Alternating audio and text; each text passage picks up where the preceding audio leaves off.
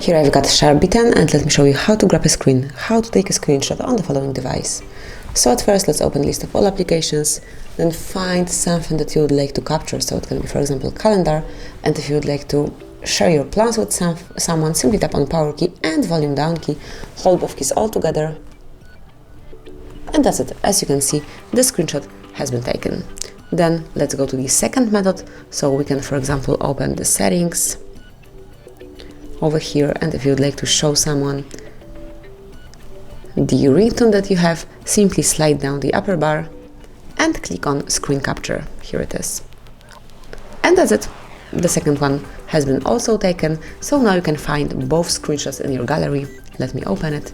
Then you will find screenshot album here, and both screenshots are included here. So that's it. This is how you can save screen in your device. You can use whichever method is most comfortable for you. Thank you for watching. Please subscribe our channel and leave the thumbs up.